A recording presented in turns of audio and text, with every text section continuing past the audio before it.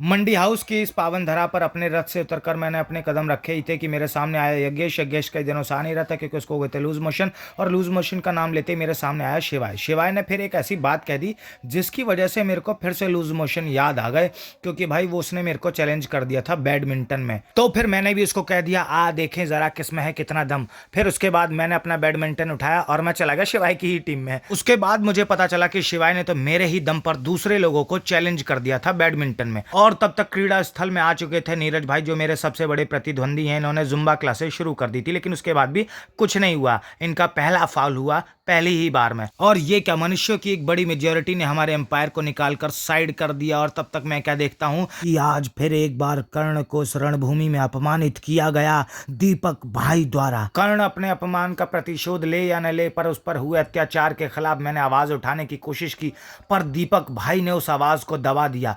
और ये कर्ण अपने अंदर के इस प्रतिशोध की अग्नि में जलता हुआ इधर उधर एक दूसरे को देख रहा था। तब तक दीपक भाई ने उसकी तरफ देखते हुए कहा तुमसे ना हो पाएगा बेटा। और यह हमारा अंपायर बेचारा मायूस हो गया, क्योंकि आज मेजॉरिटी उसके साथ नहीं बल्कि मनुष्यों के साथ थी। आज उसके साथ यहाँ पर कोई भी नहीं खड़ा था, वो बैठा रहा। परंतु ये जो अहंकार होता है ना, ये मनुष्य को ना जाने किस दिशा में ले जाता है। अहंकार के मत में चूर होकर नीरज भाई ने अपनी बाहें पसारी। ये क्या, नकुल भाई ने उनको आलिंगन करने से मना कर दिया। और तब तक सारे कौरव आपस में ही लड़ने लगे, क्योंकि उनके शकुनी मामा थे ही नहीं यहाँ पर जो उनको आगे का मार्गदर्शन दिखा सकें।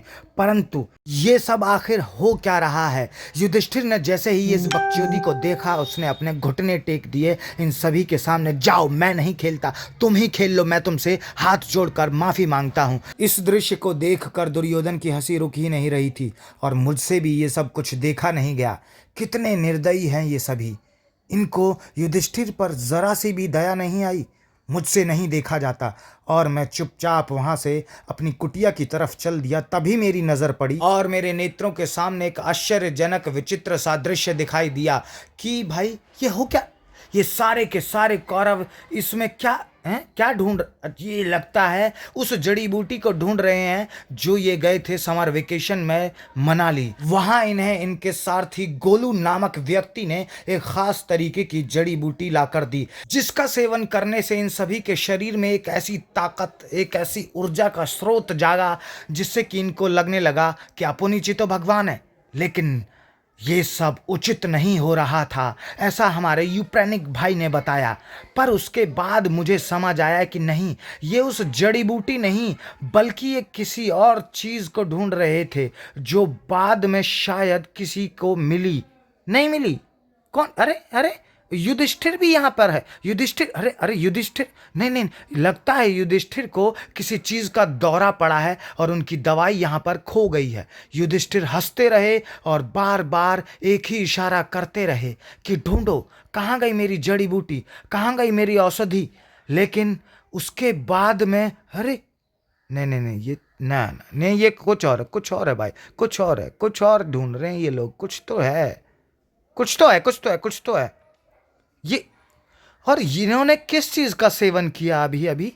ओ, मिली मिली इन्हें, इन्हें नहीं, ये औषधि नहीं बल्कि इनके रथ की कुंजी थी। क्योंकि हमारे युधिष्ठिर कभी कभी गजनी का रूप धारण भी कर लेते हैं। वो दिन में एक या दो नहीं बल्कि 4, 6, 8, 10 बार अपने रथ की कुंजी कहीं भी रखकर भूल जाते हैं। परंतु आज सभी कौरवों ने मिलकर एक बहुत ही उचित और अच्छा कार्य किया कि उनके रथ की कुंजी ढूंढवाई।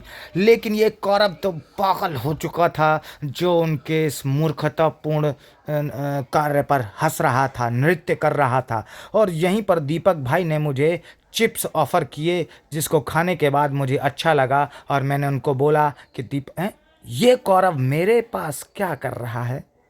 ये मुझसे आखिर चाहता क्या है?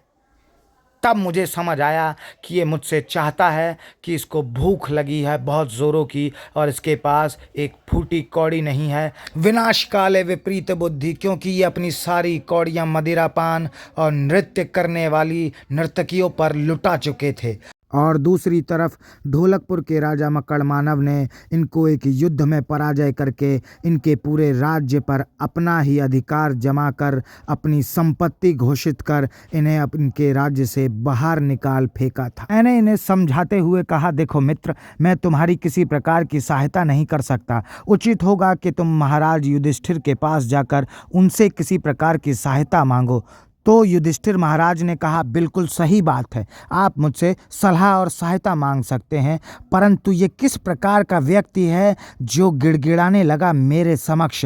मैंने इसको कहा, चल बे, चल चल चल, निकल ले, चल चल निकल ले।